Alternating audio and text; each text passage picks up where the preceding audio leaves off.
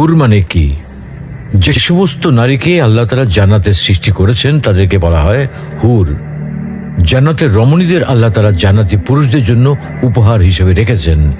আল্লাহ তাআলা তাদেরকে জান্নাত প্রাপ্ত পুরুষদের সাথে বিয়ে দেবেন, ফলে তারা স্বামী স্ত্রী হিসেবে চিরকালের জন্য জান্নাতে বসবাস করতে থাকবে। মহান আল্লাহ বলেন, كذلك وزوجناهم بحور عين। আর আমি তাদেরকে বড় চোখ বিশিষ্ট হুরদের সাথে বিয়ে দেব। জান্নাতের হুর হবে চিরকুমারী ও সমবয়সের প্রেম সোহাগিনী। জান্নাতে একজন হুর যদি দুনিয়ায় একবার দৃষ্টি দিত, তাহলে আকাশ ও জমিনের মধ্যবর্তী স্থান সুবাসে ভরে যেত। পূর্ব পশ্চিম প্রান্তকে তথা সমগ্র পৃথিবীটাকে সুসজ্জিত করে দিত।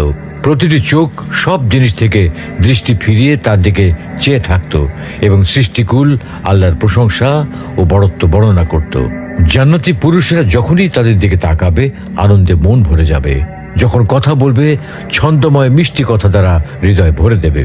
জান্নাতের রুম সমূহে যখন তারা ঘোরাফেরা করবে, তখন তাদের আলোতে রুমগুলো আলোময় হয়ে যাবে। জান্নাতের অধিবাসী নারী পুরুষগণ হবে একই বয়সের পরিপূর্ণ যুবক যুবতী। জান্নাতের হুর যখন তার স্বামীর চেহারার দিকে তাকাবে, তখন তার হাসিতে জান্নাত আলোময় হয়ে উঠবে।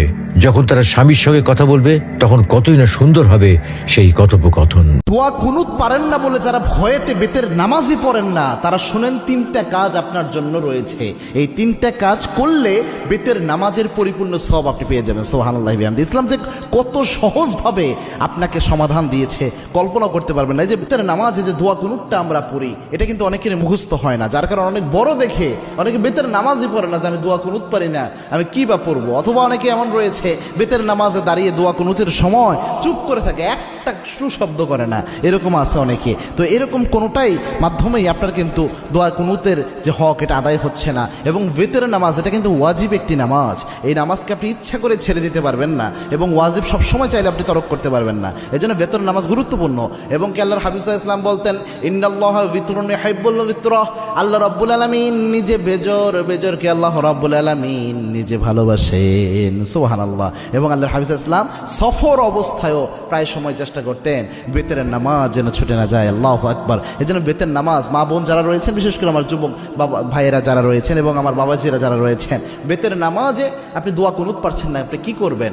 প্রথম যদি আপনি দোয়া কুনুত না পারেন, তাহলে আপনি যে দোয়াটা পড়বেন, রব্বানা আতিনা ফিদ দুনিয়া হাসানাহ ওয়া ফিল আখিরাতি হাসানাহ ওয়া কিনা আযাবান নার। এই যে আয়াতের একটা অংশ, একটা দোয়া আল্লাহ রাব্বুল আলামিন দিয়েছেন, এই দোয়াটা আপনি প্রথম পড়ার চেষ্টা করবেন বেতের যে সময়টা।